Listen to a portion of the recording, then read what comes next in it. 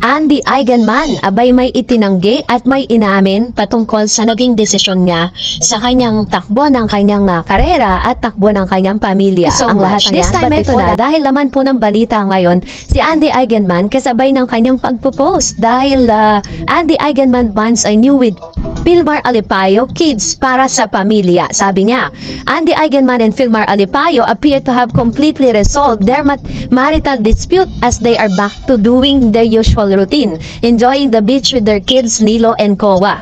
The actress gave a glimpse of the recent beach trip via her Instagram page last Tuesday, February 18. Sabi po ng kanyang caption, Dere, ra, sa hunhay, an malinawon, hinay-hinay mo hilombra, panan para sa pamilya. She said in the caption which translate to, here where it's peaceful, eventually it will be quiet again, all for the family in English. So, kitang-kita naman po, or Alipayo for his part left 3 red heart emoji in the comment section. Eigenman and Alipayo previously had a public spot after the celebrity surfer got inked with a spontaneous love couple tattoo with his female best friend, and Eigenman had also claimed in a social media post that Alipayo's best friend encouraged him to break up with actress every time the couple have a misunderstanding. And yes, I am hurt that my husband didn't think this would bother me. I'm not being dumb and ignoring that, but the post was to just that no normal person with good intention would think it's okay for a friend to encourage someone else's husband to do this without considering the partner's feelings, sabi ni Eigenman. Prior to their family beach trip, Alipayo also surprised Eigenman on Valentine's Day with a bouquet made from freshly picked flowers and banana bud.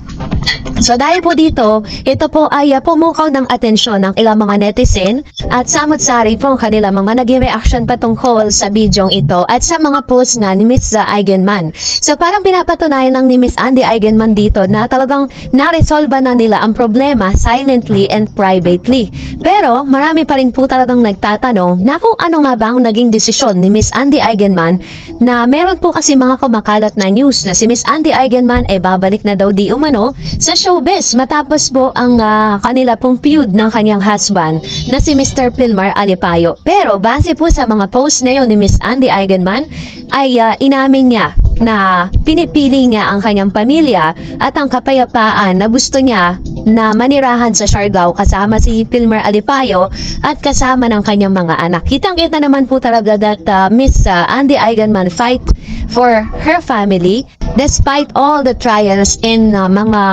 yung scandal sa nangyari po patungkol po sa kanilang dalawa na talagang pinag-usapan ng nakakaraming netizens. So, mas pinili ni Miss Andy Eigenman na manatili po dito po sa kanyang pamilya kesa po bumalik sa mundo ng showbiz. Kaya naman po sa mga fans po ni Andy Eigenman na nagsasabi na bumalik na siya sa Manila, bumalik na siya sa pag-artista kasi may room pa naman siya for being an actress, This time ay kinansela na po ni Miss Andy Eigenman yung mga rumors na yun na babalik na siya sa showbiz kasi pinakita niya na dito na po yung kanyang mundo, dito na po talaga siya masaya at dito na rin niya ipagpapatuloy yung kanyang buhay kasama ng kanyang pamilya. Kaya naman, bago po natin tapusin ito ay magbasa tayo ng ilan sa mga komento at reaction po ninyo patungkol naman sa ating latest updates. Unahin natin si Miss Tessay Prudente. Sabi niya, uwi ka na ng Manila, Andy. Mas maigi at magandang buhay mo doon. Iwanan mo na ang Siargao. Wala kang may hita dita. Ang manloloko hanggang pagtanda, loloko-loko pa din. Ayan. So ito yung kanyang komento with regards to this. Another one, sabi ni Miss Asuncion Ordonez, hindi kanya tunay na mahal. Pag nagpakasal hatian mo pa siya ng pinamana ng mami mo. Ibigay mo na lang sa 3 anak mo. Kailangan nila. Ayan. So ito yung kanyang komento with regards to this. So, ang dami po kasi talagang mga sari-saring komento Catalina de la Peña, sabi niya, walang pinapatawad yung babaero. Isip-isip ang yaman mo, yan may future ka. And sabi ni Miss Berhimia, ganon ang mga lalaki, kahit may anak na basta babaero, may number 1, number 2, number 3, 4, walang kaawaan sa babae. Talagang sobrang panghuhusga kay Mr. Filmar Alipayo. Pero sinakikita ko naman po sa mga post ni Miss Andy Eigenman, mukha namang maayos na sila ngayon. Sabi ni Miss Maria Cristina Paulino, yan, wag mong gagawin para lang patunayan mo na mahal mo lalaki. Mahal mo lalaki, pero mahal ka ng lalaki. Ang kayamanan mo, daming matino, di lang siya lalaki.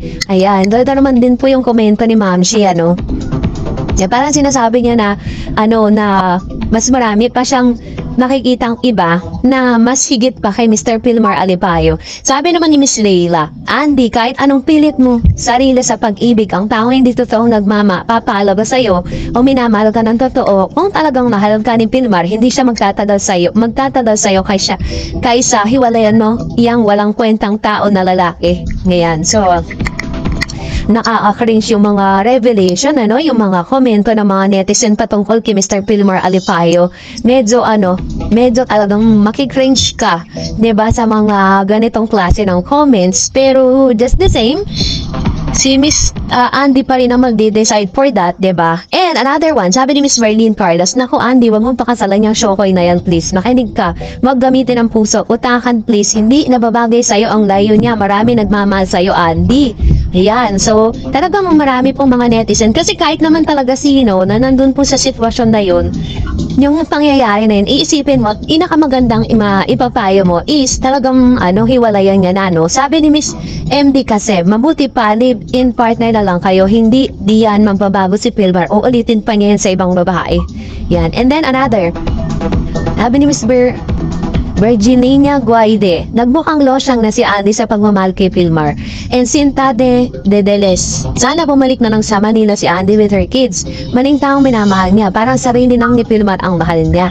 Yan, to naman yung kanyang komento with regards to this. So, talagang may kanya-kanya tayong opinion sa mga bagay-bagay, Another, sabi po ng isa pang natin na comments, Juliet, naku Andy, iwan ka rin yan, pag pinakasalan mo yan, patay ka, hatian mo pa.